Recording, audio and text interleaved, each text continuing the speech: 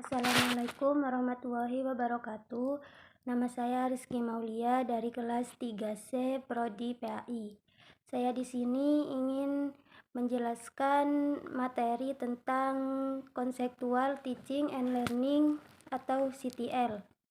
Pada mata kuliah Model dan Strategi Belajar Mengajar yang diampu oleh dosen Dr. Ahmad Ikhwanul Muttaqin MPDI. Pada yang pertama, saya akan menjelaskan tentang Conceptual Teaching and Learning atau CTL. Pengertian model pembelajaran Conceptual Teaching and Learning merupakan proses pembelajaran yang holistik yang bertujuan untuk membantu siswa memahami materi ajar dan mengkaitkannya dengan konteks kehidupan siswa sehari-hari ataupun konteks pribadi, sosial, dan kultural, sehingga mereka berpengetahuan, berketerampilan yang dinamis dan fleksibel untuk mengkonstruksi sendiri secara aktif pemahamannya.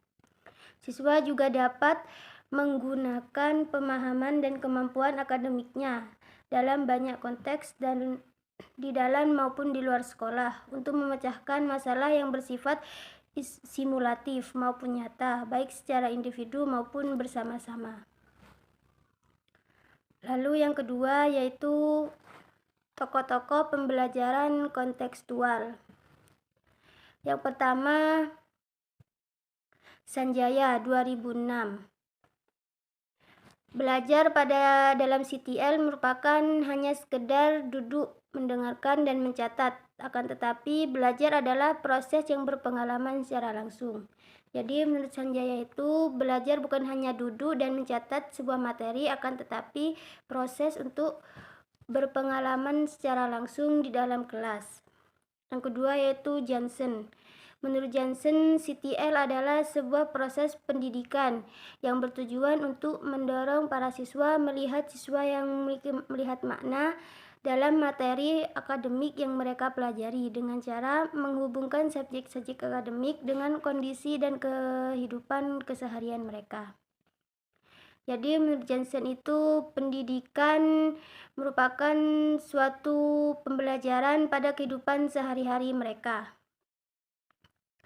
Yang ketiga yaitu menurut Nur Hadi, CTL adalah konsep belajar yang mendorong siswa untuk menghubungkan antara materi yang diajarkan dan dari situasi siswa yang nyata.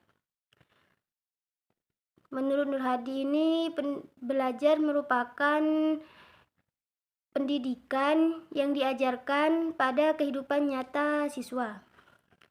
Menurut Blanchard, pembelajaran kontekstual adalah pembelajaran yang terjadi dalam hubungan yang erat dengan pengalaman sesungguhnya. Yang ketiga yaitu ciri-ciri pembelajaran kontekstual menurut Smith 2010 T23. Yang pertama, peserta didik terlibat secara aktif. Yang kedua, pembelajaran yang relevan dengan konteks. Yang ketiga, peserta didik belajar bersama-sama. Yang keempat, belajar berhubungan dengan masalah dunia nyata atau simulasi masalah yang berarti. Yang kelima, menghargai konteks kehidupan beragam peserta didik dan pengalaman sebelumnya yang sangat penting untuk dipelajari. Yang keenam, yaitu guru bertindak sebagai fasilitator pembelajaran peserta didik. Jadi itu ada 6 ciri-ciri pembelajaran kontekstual menurut Smith. Adapun ciri-ciri pembelajaran kontekstual menurut Takonis, Brock, dan Pilot pada 2016.7. Yang pertama, pembelajaran kolaboratif dengan banyak kesempatan untuk pertukaran ide dan berbagi pemahaman. Yang kedua, kebutuhan untuk menggunakan konteks inspiratif dan realitas. Yang ketiga, mengambil keputusan individu pada pembelajaran mereka sendiri. Yang keempat, pembelajaran aktif merupakan fitur sekunder kedua penting dan konteks berbasis lingkungan belajar. Yang kelima, guru memiliki peran sebagai desainer dan pelaksana materi untuk praktik mengajar.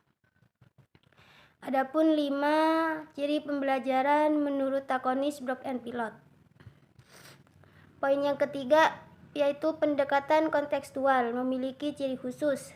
Yang pertama, pembelajaran yang mengkaitkan materi pembelajaran dengan kehidupan nyata siswa, menerapkan pembelajaran yang menyenangkan dan tidak membosankan, mengarahkan siswa untuk berpikir kritis dan bekerja sama dengan melakukan eksplorasi terhadap konsep dan informasi yang dipelajari, serta adanya penerapan penilaian autentik untuk menilai pembelajaran secara holistik.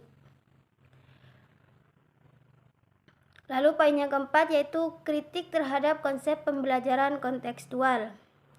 Kritik terhadap pembelajaran kontekstual mencangkup kompleksitas implementasinya, kesulitan dalam penilaian objektif, dan tantangan dalam menyajikan konteks yang sesuai bagi semua siswa.